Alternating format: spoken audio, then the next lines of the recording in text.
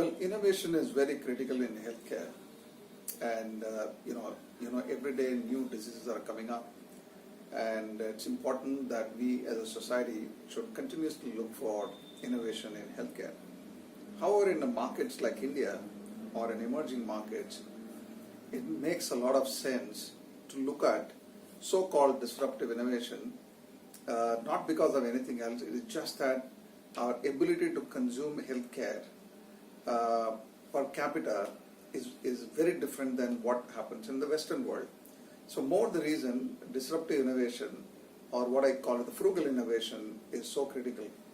In India, we have got great example of frugal innovation. We have seen examples of Arvindai Hospital in the area of ophthalmology.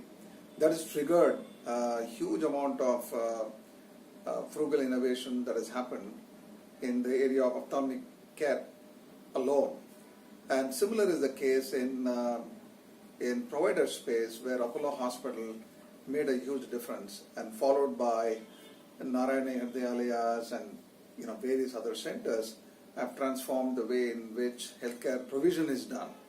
And we see such kind of innovation happening in either in devices or in the drug. And GSK also has taken a leadership in healthcare innovation business model. So, in my opinion, it is essential, particularly in countries like India. We have to continuously look for frugal innovation or a disruptive innovation.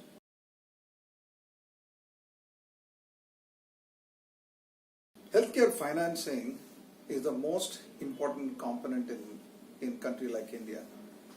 Healthcare has always been seen in the past primarily related to communicable disease, whether it's cholera, whether it's typhoid, whether it's dengue. They are all acute in nature, and government and charitable institution has figured out how to deal with those acute healthcare episodes. And we have been relatively successful as a country. But as the economy is improving, lifestyle is changing. Now it's all about non-communicable disease.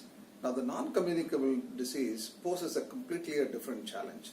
This is basically chronic, whether it's diabetes, whether it's cardiovascular instance, whether it's dialysis, all of them require a continuous care.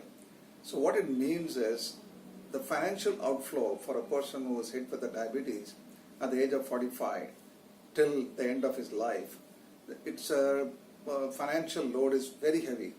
And whereas as a country, we are not organized to deal with that financially. So there are various financial models that exist in different parts of the world. I think it's time that we start exploring such financial models.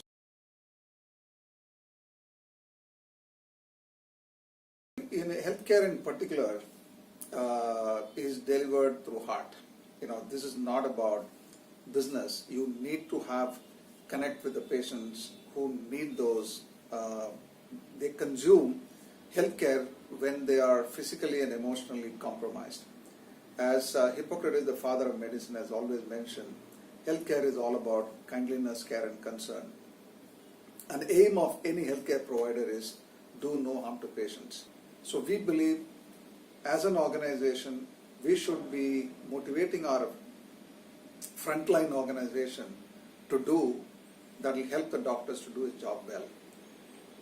After a large set of people discussing and identifying what it is going to look like on a global basis, the company decided to focus on knowledge transfer, which is the lead indicator for better performance.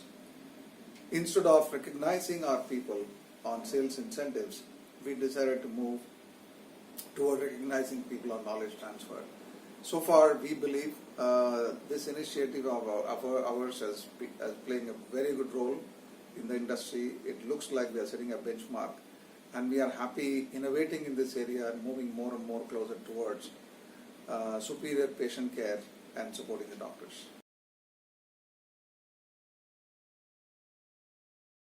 So we as an industry, we fully support whatever action has been taken by Government of India.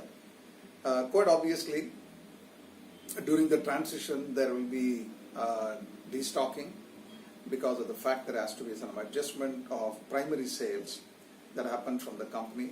So we did lose about 15 days to 30 days of our primary sales. It has affected our primary offtake. But however, we ensured as an organization that patients don't suffer for lack of medicines on a day-to-day basis. So I'm very thankful to our team who has made sure that our distributors and retailers across the country had our leading brands of medicine available to the patients. Well, we are on our way to recovery, and month of July and August looks good, and we believe that it will take a couple of more months' time for the complete restocking to take place. But the end, GST is very good for the country, and we believe it's one of the best things that has happened to the country.